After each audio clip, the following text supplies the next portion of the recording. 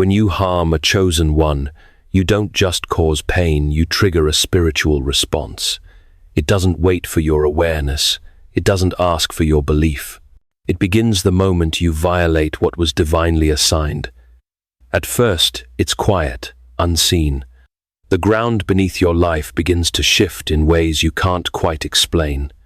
Plans stall, peace dissolves, the clarity you once had grows dim, and all the while, the reason remains hidden in plain sight. You touched what heaven had sealed. The chosen ones rarely look like what we expect. They are not always loud, powerful, or visible. They often walk softly, misunderstood, discarded, even doubted. But their presence disturbs darkness, not because they seek war, but because they carry light. Their assignment is not to please the world, but to disrupt what is false and to embody truth. And when that assignment is interfered with, when someone lies to them, betrays them, harms them, the universe doesn't retaliate with anger. It recalibrates with precision. This is the truth you were not taught. There are 9 specific, spiritual consequences that unfold, sometimes slowly, sometimes suddenly when someone wrongs a chosen one. Not one, not vague karma, but 9 distinct shifts in energy, alignment, and direction. Each one is a mirror held up to the soul that committed the harm. Each one is a response rooted not in vengeance, but in spiritual law. Perhaps you've been the chosen one, left wondering why those who attacked you seem to keep stumbling after they walk away. Or maybe you're beginning to realize that the person you dismissed, deceived, or walked away from was never ordinary, and now life has stopped flowing the way it used to. Either way, this message will reveal what many never see. When you cross someone chosen by the divine, the consequences follow you home. C.S. Lewis once wrote in The Weight of Glory, "There are no ordinary people. You have never talked to a mere mortal." And those words were never more true than when applied to those who carry a divine assignment. To harm such a soul is to touch the edges of eternity, and eternity remembers. So take this moment, breathe. Listen not just with your ears, but with your spirit. And if you feel the weight of this truth already stirring within you, type, "I receive," in the comments below, not as a reaction, but as an act of spiritual alignment. To acknowledge what is sacred is the first step toward healing. Now, let us begin. Because the unraveling doesn't wait for explanation. It begins the moment a chosen one is wronged. And what comes next are the 9 signs that follow. The first consequence doesn't arrive with thunder. It doesn't shout, accuse, or destroy. No, when someone wrongs a chosen one, the response from the divine is far more elegant, far more exacting. It begins in silence, a gentle but undeniable disturbance in the atmosphere, the kind you can't explain but you feel it. Deep in the bones of your routine, in the rhythm of your days, something is suddenly off. You see, the chosen do not walk through life alone. They move under the covering of heaven, escorted by angels, aligned with divine timing, watched over by generations that came before them. They carry an invisible architecture, a sacred alignment that orders their steps. Their life is not random, it is constructed with purpose.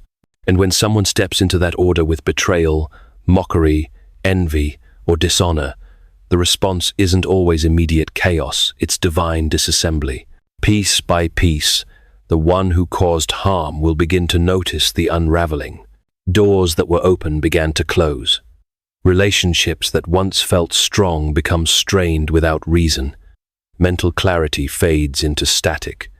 Momentum vanishes.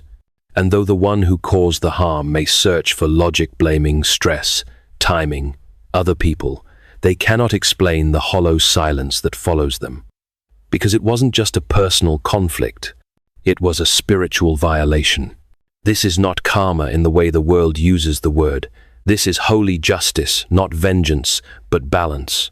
As it is written in Galatians 6-7, "Do not be deceived. God is not mocked. For whatever one sows, that will he also reap." When you sow harm into a life protected by heaven, you reap disorder in the structure of your own. It may not look like judgment at first, it often looks like confusion. You can still smile, still post, still pretend, but deep within, a quiet unraveling has begun. Not because the chosen one wished it so. They didn't speak curses. They didn't retaliate. They didn't even defend themselves. They didn't need to. The universe defends its own design. And the moment someone tears at the sacred thread that wraps around a chosen one's life, that same thread begins to pull back from them, removing peace, removing flow, removing favor. But this is only the beginning. The unraveling is subtle, yes. But the truth doesn't remain hidden for long. Because when spiritual balance is broken, the next thing to rise is revelation. And when it rises, it does not arrive quietly.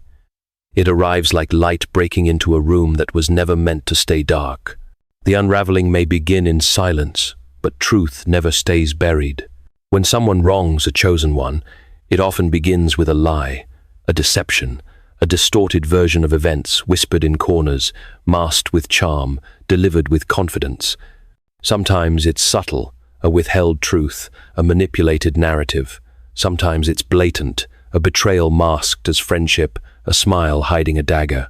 But whatever the form, one thing remains certain: truth cannot coexist in darkness for long when a chosen one is involved. You see, the presence of a chosen one carries more than peace. It carries exposure, not through confrontation, not through drama, but through alignment.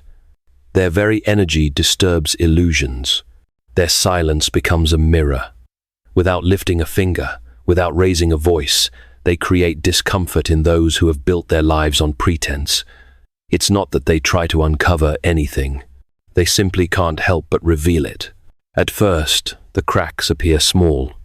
Inconsistencies, slips of the tongue, a strange hesitation when asked a simple question. Then comes the unraveling. The lies begin to contradict themselves. People start asking questions. Eyes that were blind begin to see. The very web the deceiver spun starts to entangle them, not because the chosen one fought back, but because the truth, once touched by divine alignment, gains a pulse of its own. As it is written in Luke 8:17, "For nothing is hidden that will not be made manifest, nor is anything secret that will not be known and come to light." This is not about public humiliation. This is about spiritual exposure. When you wrong a soul protected by heaven, the universe itself becomes witness, prosecutor, and judge. And the trial doesn't need a courtroom. It plays out in everyday life through relationships, through reputation, through the sudden discomfort others feel around the one who once seemed so composed. People sense it. They may not know what changed, but they feel it. The masks begin to slip. The false light dims. And the one who thought they had the upper hand slowly begins to lose control of their narrative. That's the thing about deception. It only works in the absence of light. And a chosen one, by simply standing still, often becomes the source of that light. Here is the irony. The chosen rarely speak. They rarely confront. They rarely fight back. They don't need to. The energy speaks for them. The divine reveals to them. And when the truth comes forth, it doesn't trickle. It floods. But what happens when the one who tried to deceive still doesn't stop when they double down instead of turning back? That's when the energy begins to turn against them. And what they once drained from others now begins to drain from within. When someone wrongs a chosen one, it often begins with deception, but the consequence that follows is deeper, quieter, and far more personal. What once felt empowering to them begins to feel strangely exhausting. The illusion of control slips. The vitality they once pulled from others begins to vanish. Because something they never understood is now at work. The energy has turned, and it's draining backward. You see, the chosen are not just emotionally resilient. They are spiritually radiant. Their presence, when untainted, brings warmth, clarity, and calm to those around them. But that same light becomes a mirror to those who approach with impure intentions. Those who come too close out of jealousy, desire, or the hunger to feed off their light often mistake proximity for permission. They think they can absorb what they do not carry, imitate what they have not earned, manipulate what was never theirs to touch. But divine energy is not something to be exploited. It is not a current to be siphoned. It is a covenant. And when someone tries to drain that which was meant only to bless, the current doesn't empower them, it turns against them. What they tried to pull becomes the very force that empties them. Emotionally, mentally, and even physically, they begin to feel the weight. Anxiety rises, sleep becomes disturbed, motivation fades, their joy feels hollow. Why? Because they've placed their hands into spiritual fire and tried to bottle what was meant to remain free. As it is written in Jeremiah 2:13, "For my people have committed two evils. They have forsaken me, the fountain of living waters, and hewed out cisterns for themselves, broken cisterns that can hold no water." This is exactly what happens when someone tries to leech energy from a chosen one. They build spiritual containers that cannot hold what they've stolen. The energy slips through their hands like water through broken clay. And worse, the more they try to consume, the more they are consumed from within. The chosen one, meanwhile, remains steady not because they fight back, but because their source was never external. They are rooted in a stream that flows from the divine. Their energy does not come from ego or attention. It comes from obedience, from alignment, from assignment. And here lies the twist. The one who once felt empowered by proximity to the chosen one now begins to deteriorate in their absence. They crave the light they once mocked. They chase what they once rejected. But the current has shifted, and it no longer moves toward them.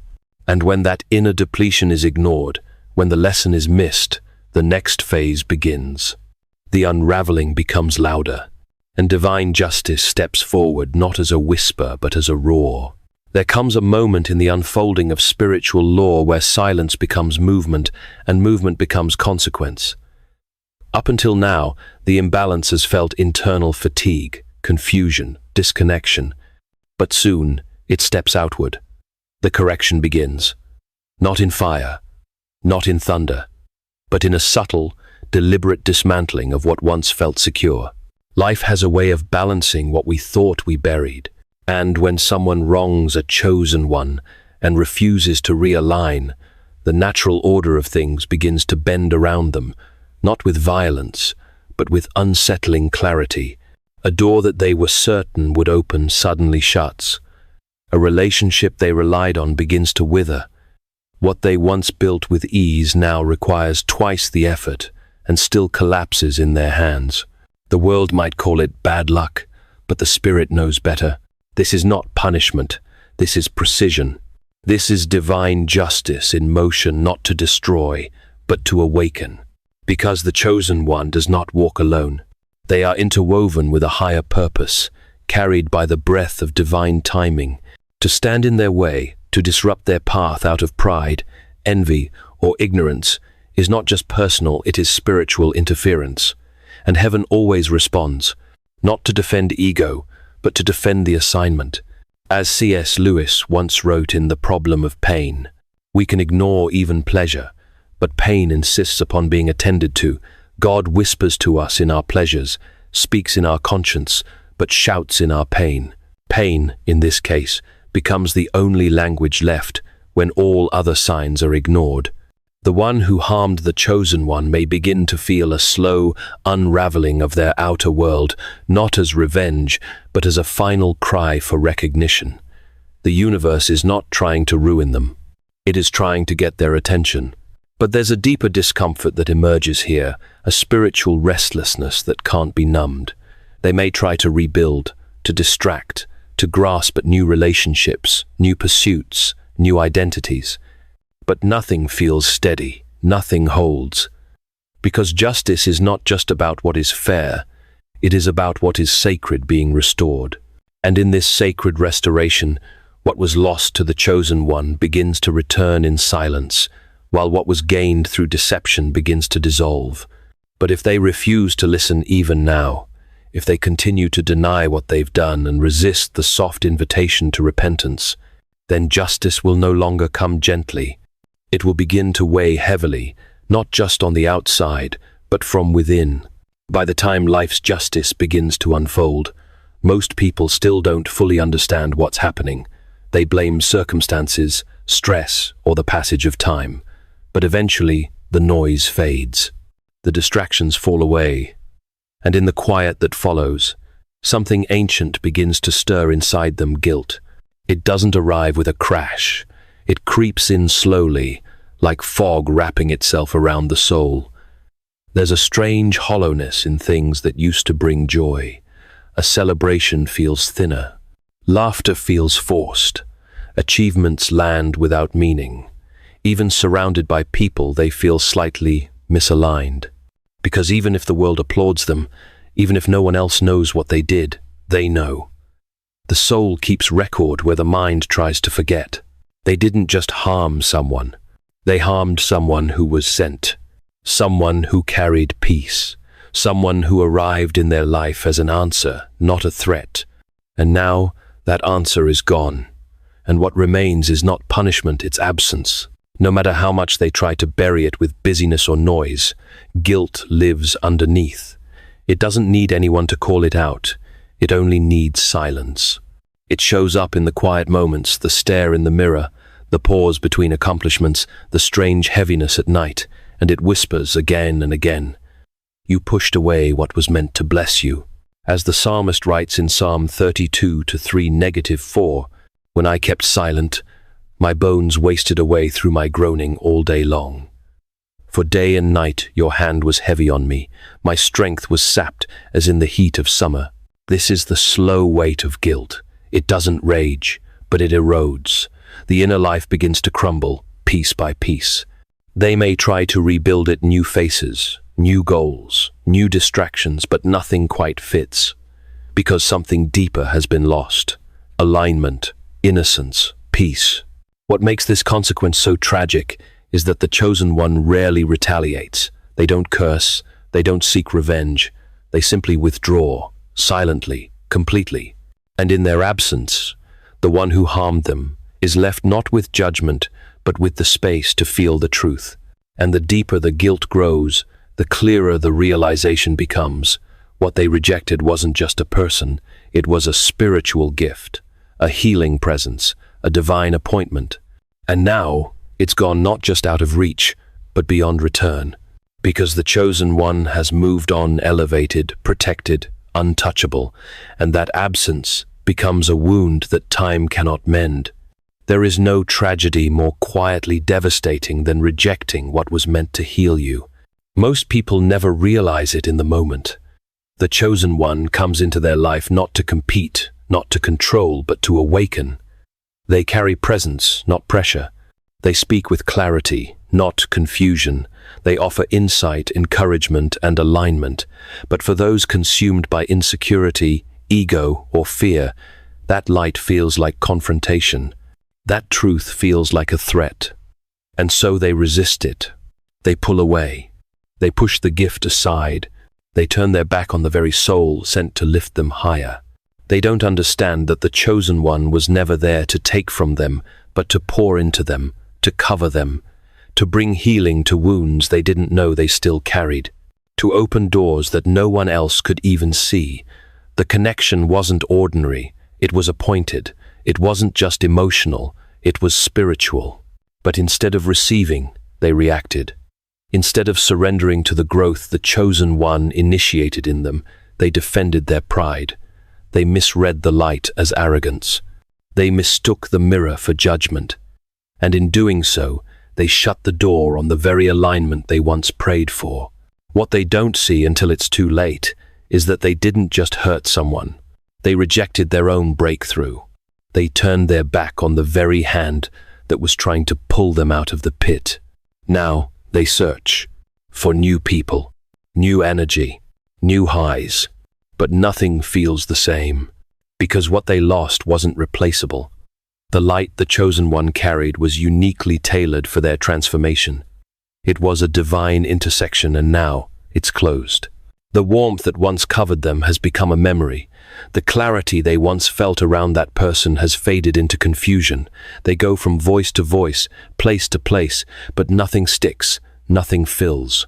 Because that blessing wasn't general, it was specific, and once it's turned away, it doesn't return easily.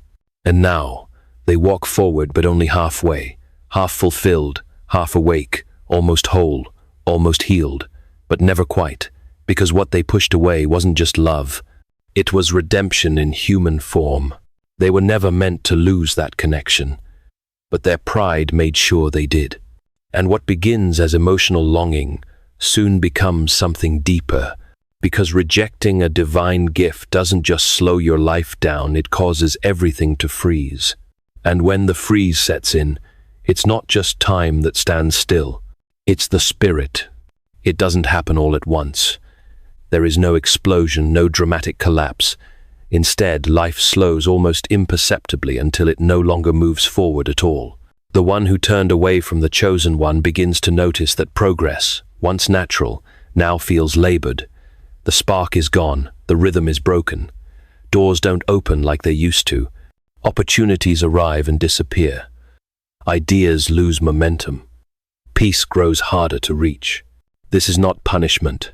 This is stillness, but not the kind that heals. This is spiritual suspension, a divine pause.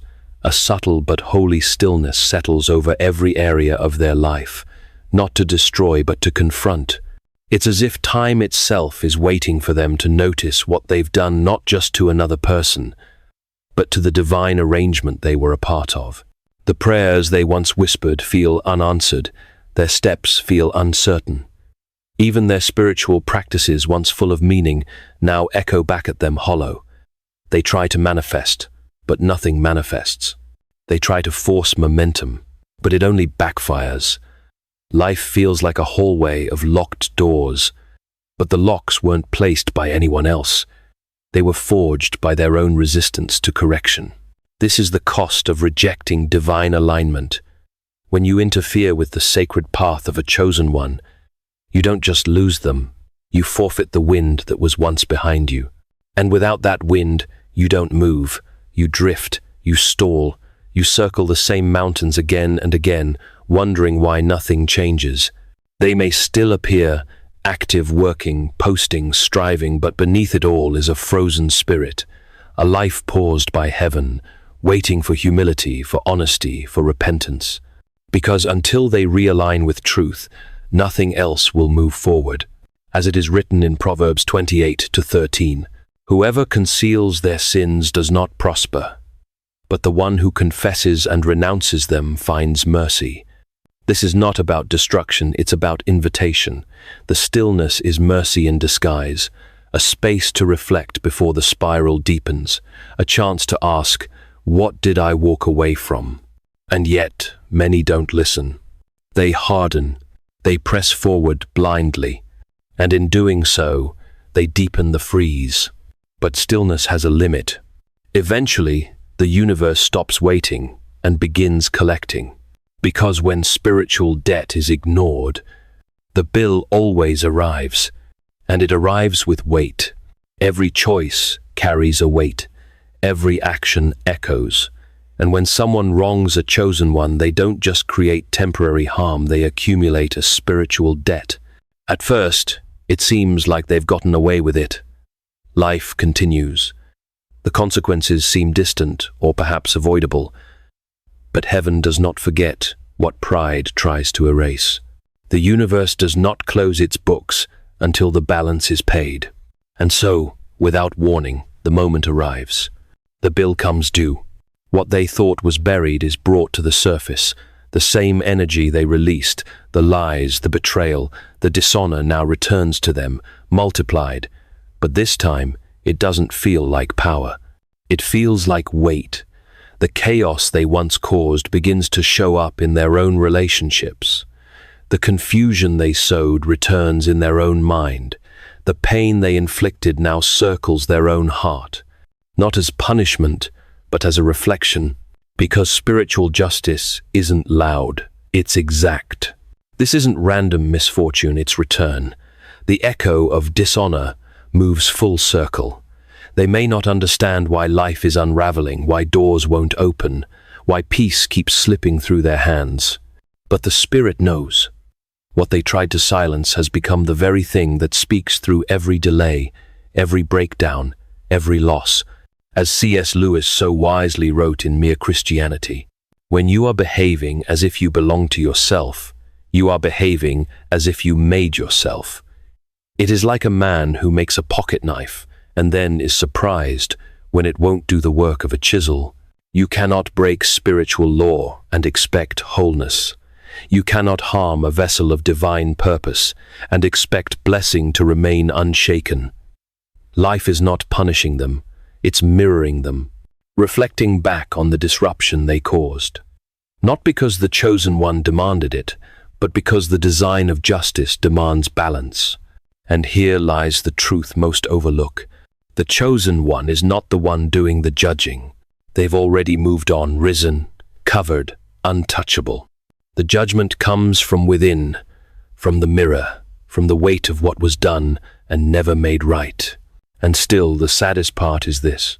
Even now, the door to mercy hasn't fully closed. But few ever walk through it, because by the time they understand who they wounded, it's too late to undo what's already in motion.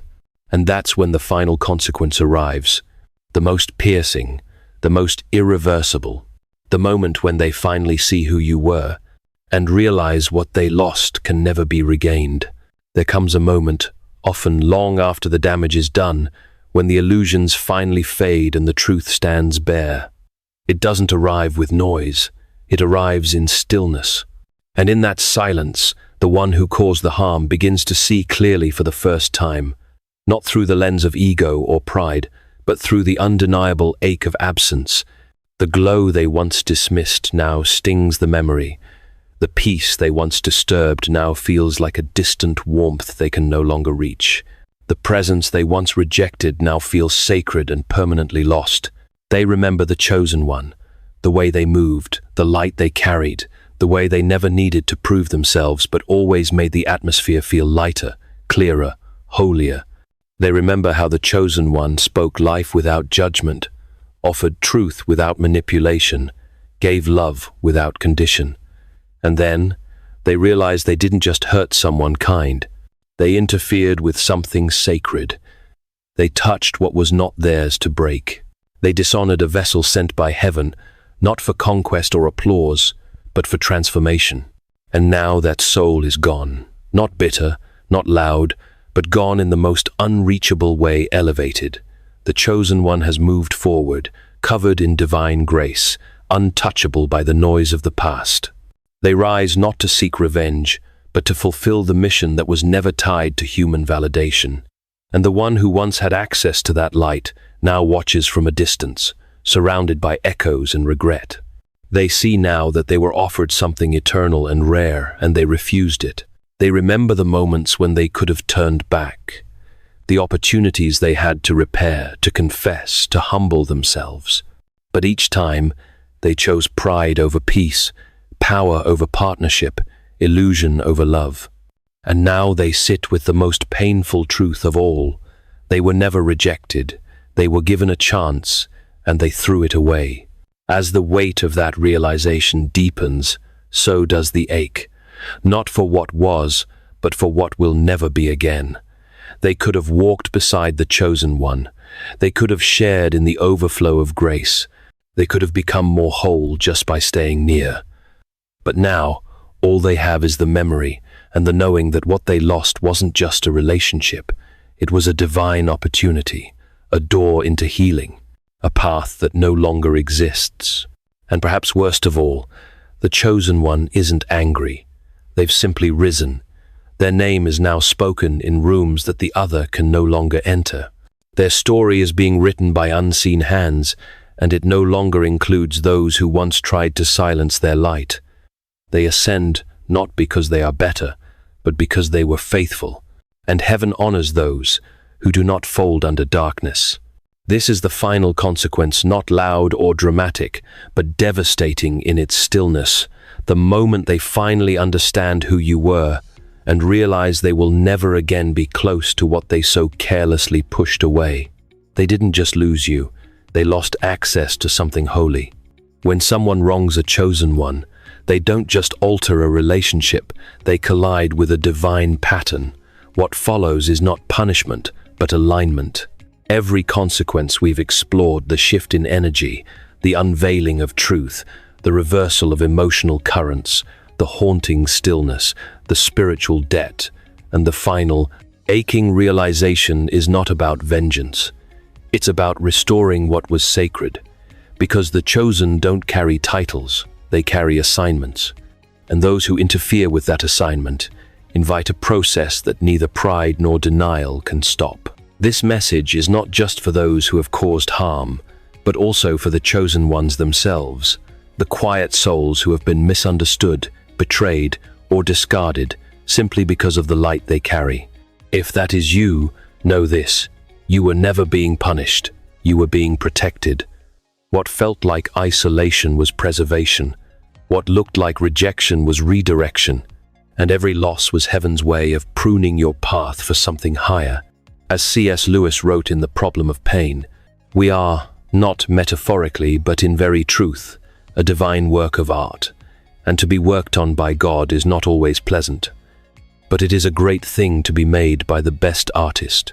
Sometimes that work requires fire. Sometimes it requires letting go of those who cannot walk with you. But in the end, it leads to refinement, not ruin. So whether you've been the one wronged or the one waking up to your mistake, there is grace available. There is clarity waiting. There is stillness that heals, not just suspends, but it begins with truth. And truth requires humility. If this message spoke to you in any way, if you saw yourself in these words, comment below, share what resonated, speak what you're ready to release. Let this be more than a video, let it be a spiritual shift. And now, let us close in peace. God, restore what has been broken in silence. Heal the heart still wounded. Awaken those who have wandered, and strengthen those who carry your light. May every chosen one find peace in your protection, and every lost soul find their way back to grace. Amen.